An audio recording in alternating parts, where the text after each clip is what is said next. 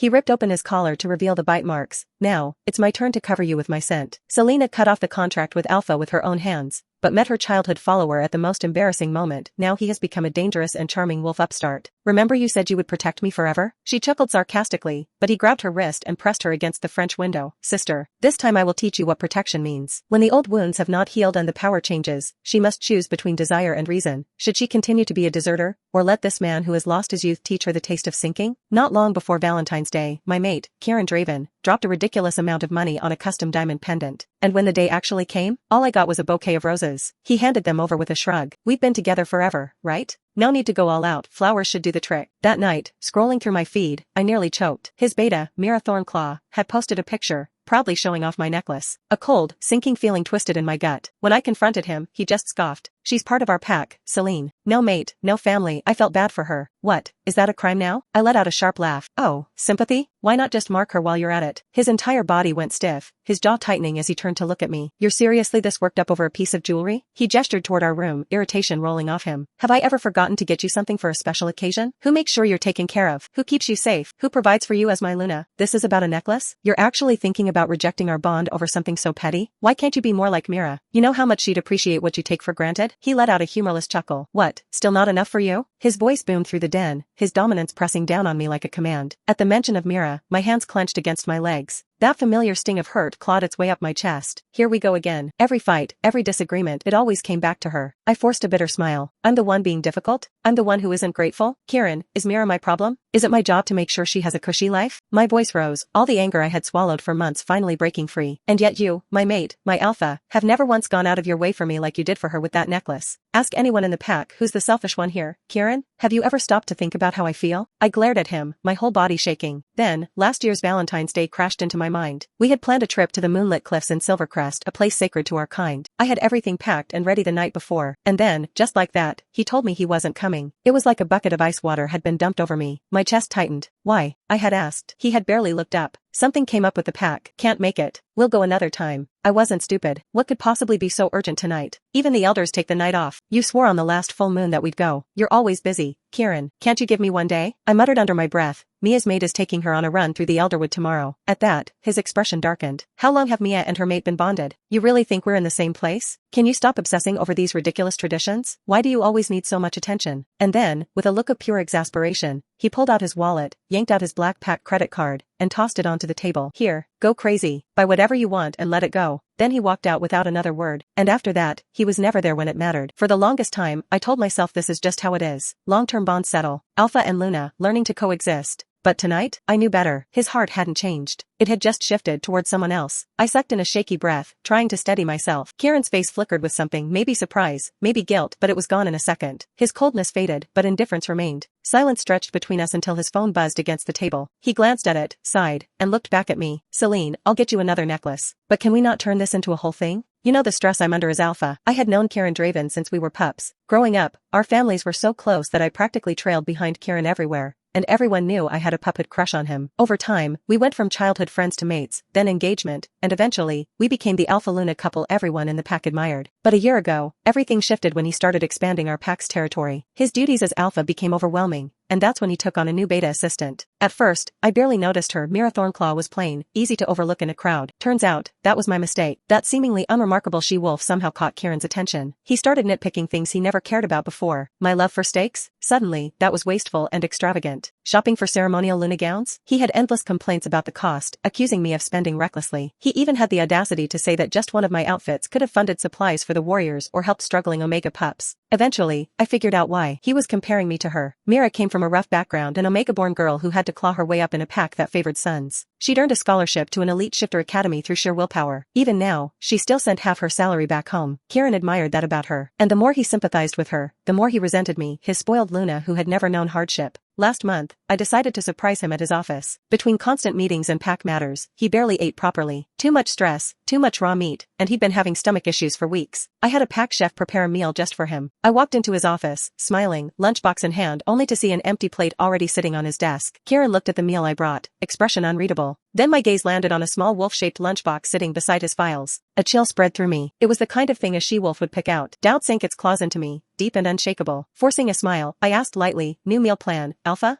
Did the pack start sending catered lunches now? What happened to the ones I used to bring? Before he could respond, the door to the Alpha's private lounge creaked open. Mira stepped out, holding an identical lunchbox, a matching set. My stomach twisted. Everything clicked into place. I let out a cold laugh, walked straight to his desk, and without hesitation, tossed the lunchbox into the trash. Mira paled, eyes darting to Kieran, but she didn't say a word. I turned to him and spoke, voice like ice. Looks like your beta's got your meals covered, Alpha. I'll stop wasting my time. She can take care of you from now on. I walked out without looking back, my throat burning. And after that, I never brought him food again. If I ever mentioned it, he brushed it off. I was overreacting. I was being unfair. I wasn't as understanding as Mira. Eventually, I got tired of the whole thing. Stopped fussing over him. Stopped checking in on whether he made it home after meetings. Instead of thinking about what he needed, I focused on what I wanted. I even sent him shopping lists instead of waiting around for him to remember to ask. A few days ago, Ravara, the Gamma's mate, invited me to dinner, her voice laced with excitement. Celine, did you hear the news? I blinked. What news? About you and Kieran. I frowned, confused. What about us? She grinned. He ordered a diamond pendant infused with moonstone from my family shop. Over 100,000 extravagant, even for him. Honestly, I'm jealous. Since her family owned one of the most renowned jewelry businesses among werewolf packs, I knew she wasn't lying. And for the first time in months, hope flickered inside me. Maybe he was trying. Maybe things weren't as bad as I thought. The more she talked about it, the more I started to believe. But then, Valentine's Day came, and that hope shattered like fragile glass. Instead of the carefully selected, elder-blessed moonstone pendant, he handed me a hastily bought bouquet of roses. And the custom-made Luna's necklace? It was sitting around Myra's neck. A bond built over 2 decades, reduced to nothing compared to the she-wolf he'd only known for a year. I let out a bitter laugh at myself. The moment Kieran left, I collapsed onto the den's leather sofa, drained. I pressed a hand over my eyes, fighting back the sting of tears. And in that moment, I swore I could hear it. The sound of my mate bond breaking apart. I had finally reached my limit. I was up early the next morning, packing my things to head back to my birth pack. Once I was ready, I called my mother, the pack Luna, from downstairs. She stepped outside, her face lighting up. Celine, look who finally decided to come home. Come in, I made your favorite venison stew. I nodded, following her into the Alpha's residence. Dad, the pack Alpha, was already at the table, casually eating. I pulled out a chair and sat across from him. We ate quietly for a while before I finally worked up the nerve to speak. Mom, Dad, I need to talk to you about something. Their heads lifted instantly, curiosity flashing in their eyes. I hesitated, then met their gazes. I'm thinking about rejecting my mate bond with Kieran. Both of them spoke at once. What? Dad's silver spoon hit the wooden floor with a sharp clang. Mom was the first to react. Did something happen? Did you and Kieran have a fight? If he upset you, just tell me, I'll handle it. I exhaled slowly, choosing my words. It's not just an argument. It's more than that. We can't keep going like this. He doesn't care about me. Not really. The room fell into silence. Dad's brows knitted together, his expression unreadable. After a long pause, he finally said, I'm meeting with Alpha Magnus for dinner tonight. Come along, talk it over with him. That evening, dressed and ready, I rode with my parents to the PAX Council Hall, where the Alphas gathered. As soon as I stepped into the private dining hall, my breath caught. Kieran was already there, dressed in a fitted black training shirt, exuding dominance like he belonged at the head of every table. I barely spared him a glance before greeting his father. Hello, Alpha Magnus. The older Alpha smiled warmly. Celine, it's been too long. You've grown into a strong she-wolf. Come, sit with us. I nodded, deliberately choosing the seat beside my mother, ignoring the empty one next to Kieran. He noticed. His hand tightened around the chair he was about to pull out, but instead of sitting, he pushed it back in, his face darkening. Sensing the tension, his father made an effort to keep Kieran engaged, serving me roasted meat, refilling my drink, and keeping the conversation flowing. It didn't change the fact that the air between us was stifling. Maybe it was all the water I drank, but soon, I excused myself to step out. As I left, another door nearby opened, and out walked Mira Thornclaw.